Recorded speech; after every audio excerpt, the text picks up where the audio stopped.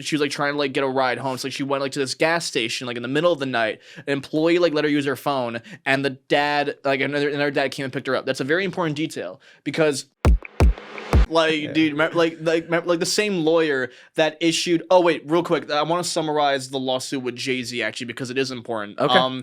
Because with like the lawsuit, there's a lot of inconsistencies. This is the most recent one. This is the one of him with the 13-year-old at Diddy with in the year 2000. So there's actually a lot of inconsistencies with it, and that's why like honestly, I genuinely don't think it's legit. Personally, that's the impression I'm getting because essentially this is what she says. She says that she met Jay-Z and Diddy at the 2000 VMA, September 7th, 2000. She claims that she went to the VMAs as a 13-year-old. She got dropped off by her friend where it was taking place in New York City. She tried to get in, but she didn't have a ticket.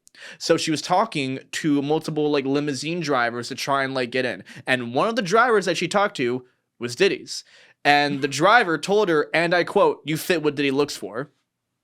And she's 13, so God. so yeah. And the driver was like, "All right, I can't get you into the VMAs, but I can bring you to the after party." And so Even better. Yeah, that's probably what they wanted, yeah. 1,000 times better. Yeah. So and she's like, "All right, sounds totally fine." So yeah, and then and then the driver brings her to this white house with a U-shaped driveway, a fancy place, and she says that she sees multiple celebrities doing certain types of things. You know what I mean? Wait, in the driveway? No, in the house. No. That would be crazy. Just dude. don't even care. What happened? You just see what goes on in the drive? celebrity X and Y fucking in the driveway. God, what's going on inside? Damn.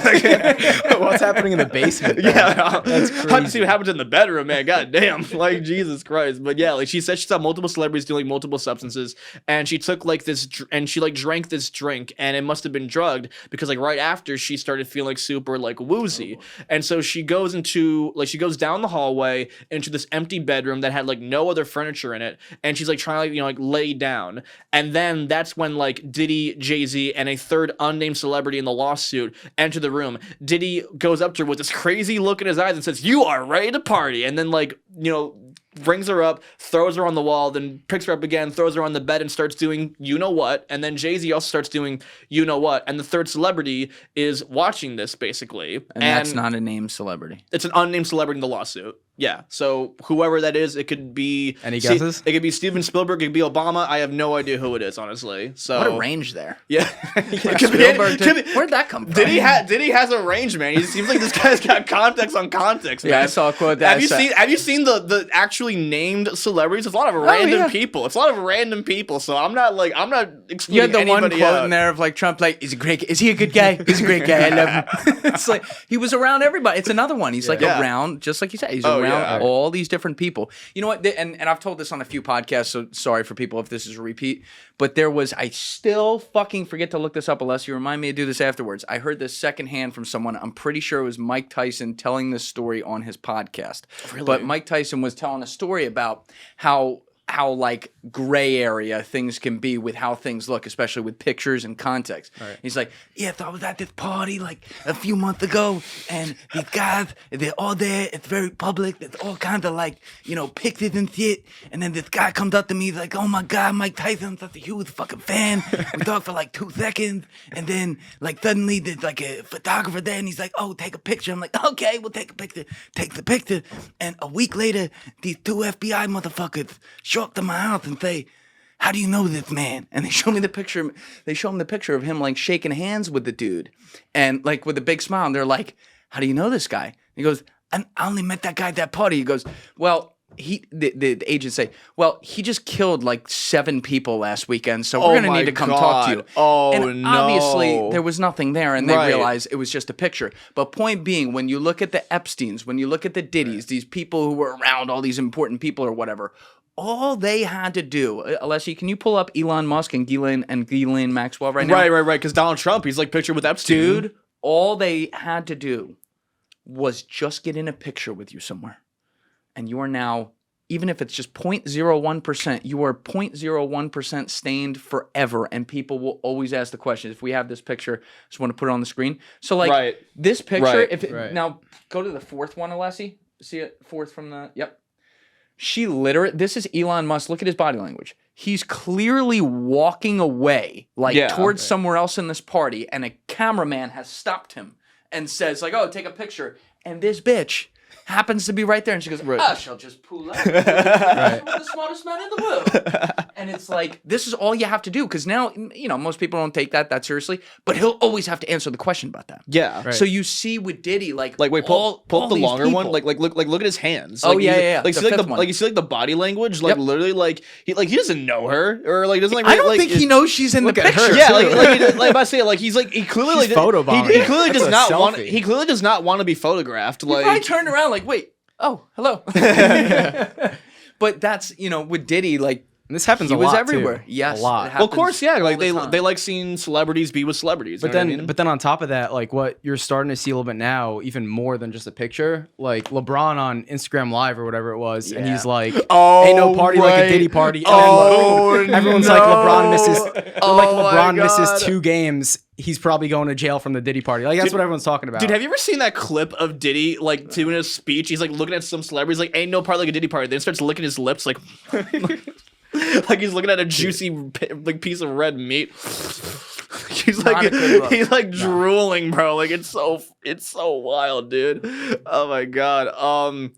Okay, but so what the story, essentially, and she says it, after Diddy and Jay-Z did, what to This her. is the Jay-Z This is lawsuit. the go back to the Jay-Z and Diddy lawsuit with the 13-year-old. So basically after that, then she left the party, she was trying to get a ride home. So she went to this gas station in the middle of the night. An employee let her use her phone, and the dad another dad came and picked her up. That's a very important detail, because I saw multiple sources the accuser literally there were a lot of inconsistencies pointing out with this lawsuit. For one, the dad says he does not remember picking up her his daughter in the middle of the night somewhere, because if you look at the details of it, this would have had to been a 5-hour drive for him to pick her up. And he's like, yeah, I never remember picking up my daughter 5 hours away from me in the middle of the night. That is definitely something I would remember. Dad, I'm trying to get paid. Fuck. He's I don't remember that shit. It's that's something you would remember, right? And even if it was 25 years ago. And there was and I remember one of the celebrities that she named that she talked to, his name's Benji Madden. I'm pretty sure he's a musician. I don't know who he is either, but he says I spoke to Benji Madden at the party, and Benji was I never spoke to anybody, and I wasn't even in New York at that time because I was touring. He was touring in the Midwest, and there are receipts to prove that. The guy was touring in the Midwest. At least I'm pretty sure. If I'm not correct on that, fact check me on that. But that's at least what I saw from the sources. He was touring in the Midwest at that time, so he couldn't have been in New York. That's the only celebrity I saw that she claimed that she spoke to. And also, there is photographic proof that Jay-Z was at this one place called the Loftus. It's a nightclub after party. Okay. And obviously not and the building he's pictured there. Yeah, he's pictured there. And the building that he's in does not fit the description of what the girl accuses Where the did party. she say it was? Allegedly. She didn't give an address or anything. She just said it was a white house. The Loftus in the city, or must be away from the city, I guess. That's what I'm saying. I'm not sure about, but but the key detail, essentially, Jay-Z, if you could look up the Loftus, because I forget what it looks like. It's closed. LOFTUS? I think LOFTUS, yes. A loft, it's closed now. But Jay-Z and Diddy, I'm pretty sure they were photographed at this party. Loftus, Jay-Z, Diddy, 2000. Yeah, not 2000, post VMA after party or something like that. They were photographed at that party, and the building does not fit the description of what she claims where this whole thing took place. So the question is okay, well I guess maybe it happened after that or something like that, because maybe they're just going up all night, just going off to random parties or something like that. I don't know, honestly. Yeah, first one, Alessi, the red one. And she and the accuser admits to there being inconsistencies in there. So it also kind of raises eyebrows, how consistent could this be? It obviously could be a case of all right, maybe something did happen and she was just 13 years old and drugged, and obviously just has a bad memory because of the drugs and from the trauma. That's possible. And the time it obviously is possible. It could be, or maybe, just maybe, she's taking advantage of the obvious public bias against Jay-Z and trying to get a quick crash grab, because I said again, the public was no longer determining if Jay-Z was involved. They were now determining what he did. So it's like you have to look at like both options here, because like maybe he did do some fishy stuff and the details are just really, really misconstrued, or it's just a cash grab. Yeah, it exists. And these are so hard to talk about too, because you don't want to be like, let's say you call it a cash grab and then it turns out to be right. You feel awful because you're like, oh my God, I didn't believe a poor girl who had horrible and they're things so happen serious to her. accusations. Yes, it's very like serious. I get uncomfortable talking about it, but at the same time, you know, think about like the Me Too movement and what happened. Right. Legitimate accusations came out in many cases to start that thing. And because it became a social phenomenon that involved also a lot of powerful people, there became an economic incentive for it. And so you had a lot of quote unquote, as it would turn out, hangers on try to get in there and get a payday. And what they've done is poison the well for the future for people and you know, kids especially who are abused. Because then they come out and make a claim, and people are like, "Oh, is this going to be another one like Boy Who Cried Wolf?" Yeah, and it makes me so upset because, you know, especially when we give them big attention and they turn out to be fake, it's like you don't know what to root for. Because if it's real, then these people are horrible, and it's like that's a hard, and that, like you said earlier, it means there's more victims. That's a horrible thing to root for. If it's fake, also now we have another example of a major news story that required like Jay-Z to respond publicly, which is not something he does a lot of. No, you know, and it turns out to be bullshit. Yeah, like it's because like obviously like that was also like a big role that played with the Diddy stuff, because like a lot of people, they were scared to come forward for that exact reason, because of like his connections, because of like like, you know, like possibly it being proved wrong, because of all the legal repercussions of violating the NDAs and everything like that. There was a lot of stuff, like it was so strategic in the most fucked up way possible for there to be no people coming forward. Like if Cassie, like his ex-girlfriend, never made that first lawsuit, he'd probably still be getting away with it. It would still be going on. Why do you think that? Is it just because people are afraid of the power? Yes. You think? Yes. They're very afraid. He had blackmail on all of the people that he was doing this weird shit to. He had dirt on everybody. He did this strategically because he knew that people would try and come forward. He knew that what he's doing was fucked up. He knew exactly what was going on. And he made sure that people wouldn't come forward. And it worked for 30 years. It was successful to some extent because clearly, like, he was getting away with it for so long. There are hundreds, possibly even thousands of victims. There are 120 lawsuits for a fucking reason. These aren't false accusations at this point. Maybe one out of the thousands may be just a quick cash grab, but that's one out of thousands. That's right. It's just a different like level of like this weird strategy. Like it's just so fucked up. Like it was a complete conspiracy. He was working with a lot of people. Yes. There was a team that was helping with this because it's more than just Diddy. Like I talk about like in my video, like I talk about how like one of his like personal assistants, like I forget, I don't know what. Pull that mic in just a bit. Yeah. Sorry. So like Is this the Syracuse basketball player? Or no, well, played, no, that is one somewhat, Crazy. but Did it you was know like about this? Yeah, he was like his drug mule and his fuck drug buddy mule or something. Yeah, his drug mule. Like, but there's another person but there's another person who I have to say legally, allegedly, like worked with him. Like, essentially, like she was the Ghislaine Maxwell to his Jeffrey Epstein, essentially. Who was this? Guys, if you're still watching this video and you haven't yet hit that subscribe button, please take 2 seconds and go hit it right now. Thank you. It's I forget the exact, I think like head of staff or something like that. I forget the exact name of her job, but she was like obviously like she's not as like well known because like she's not a celebrity. It's why she's not known. She was one of the people who was essentially like running the empire. She was the one who was assigning people like the Syracuse basketball player to do the drugs. She was the one who was like, you know, assisting like, you know, his son to like, you know, give the drugs, everything. She was one of the people who was in charge of like giving the drugs, getting the sex workers, getting the underage minors, getting all of this type of stuff. There was a team involved with this type of thing. It's not just Diddy. And like his son was also like doing a lot of this shit too. What do we know about his sons?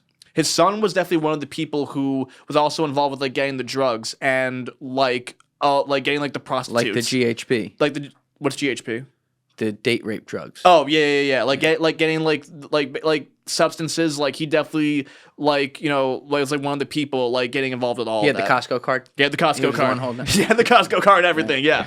Like literally. Like Poor Costco catching some fucking strays. Yeah. They're like, yo, wasn't us. Yeah, no. Like they comes in like, we gotta work overtime. Bring in the oil, come on. Yeah. Bring in the stash. Get the truck. Beep, beep, beep. Like literally, like They had to make a statement on that, right? Yeah. Costco came out and said, we literally don't carry this brand. and they don't like how like that's literally like the lawyer's like stupid as fuck because like that would have been he's a not good, working with much. I gotta give him that. He's not working with. But god damn it, bro! Like you could have searched it in the Costco website, like baby oil. You would have seen nothing. Like literally. Calls up Diddy. Listen, it's like the Drewski call. Gave it all we had. By the way, thanks for the bill. You're going away for life. I love that video so much. Bad news, they gave you life. Good news, we got your payment, buddy. Sayonara.